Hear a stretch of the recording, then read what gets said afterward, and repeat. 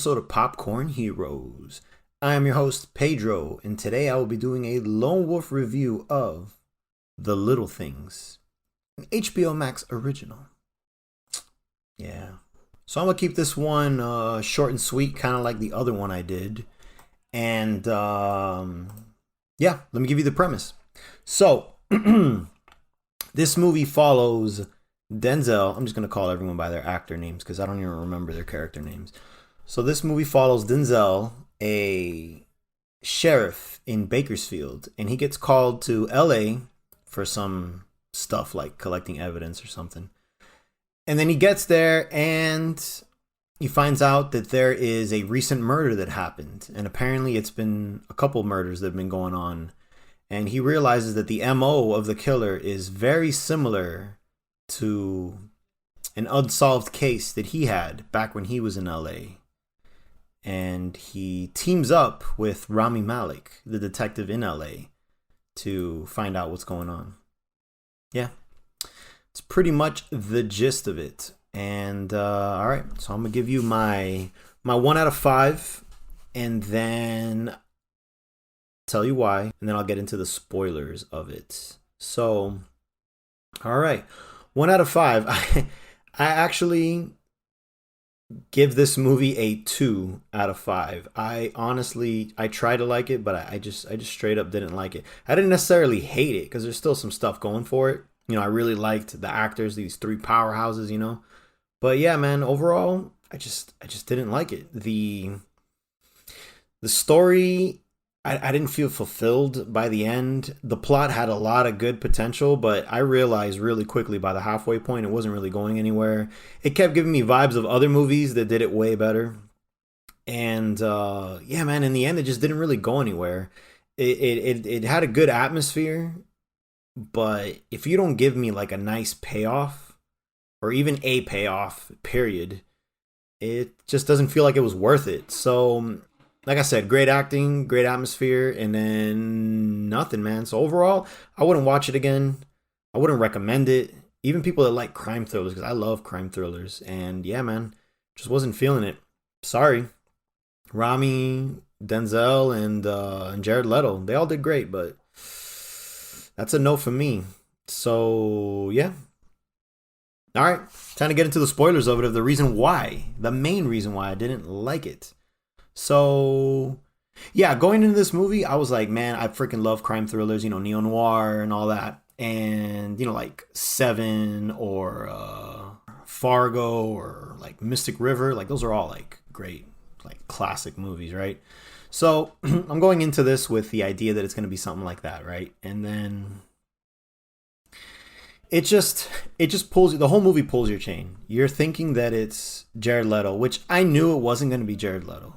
It's right from the get-go, you kind of see the silhouette of the killer in the beginning, because he kills a girl like in the very beginning, and you can see that the guy walks normal. He walks straight.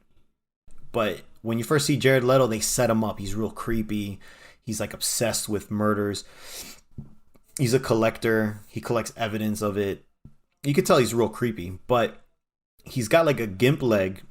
He walks around all fucked up. Like, I guess he could have done like a Kaiser Soze type thing, you know, from Usual Suspects, but I didn't think they were going that route. You know, it's been done already, right? So I already knew. I'm like, this isn't the guy. This can't be the guy. And I'm thinking maybe it's one of the cops. I'm trying to anticipate a twist here, and I guess that kind of fucked me up because you're trying to find out over and over. There's a cat and mouse game kind of going on between Jared Leto and the detectives.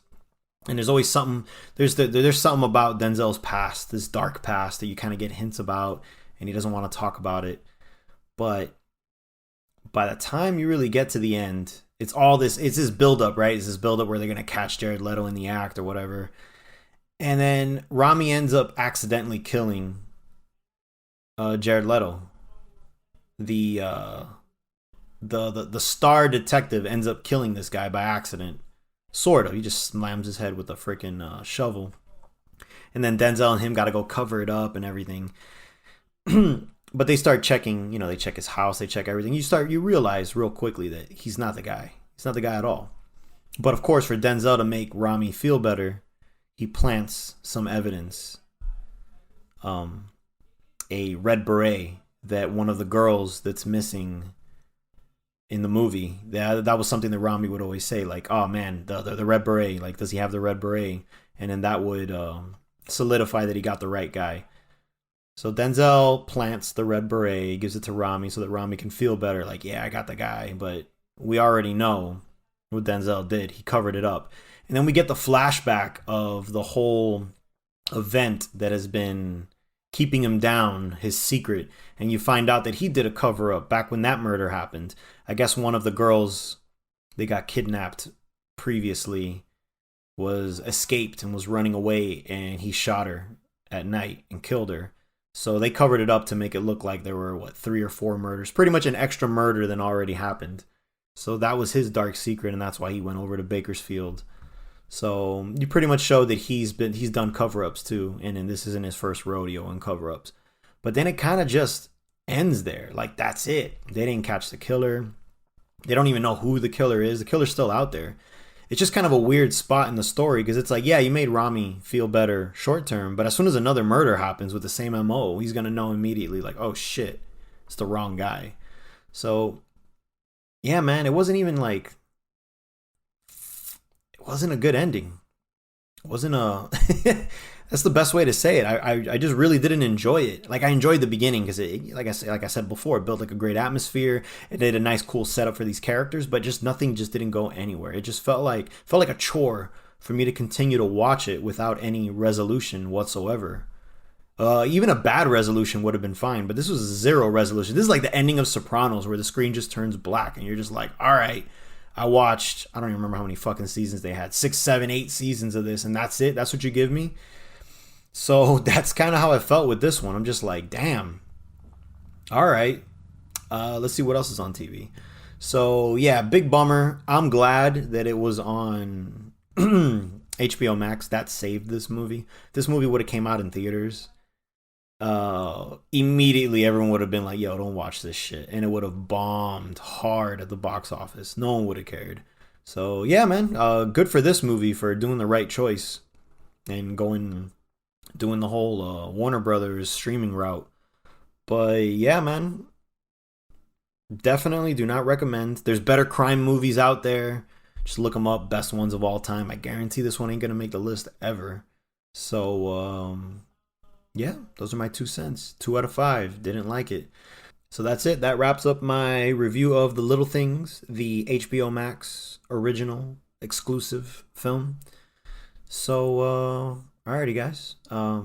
Subscribe, follow us, listen to our other goodies. We got some good reviews out there.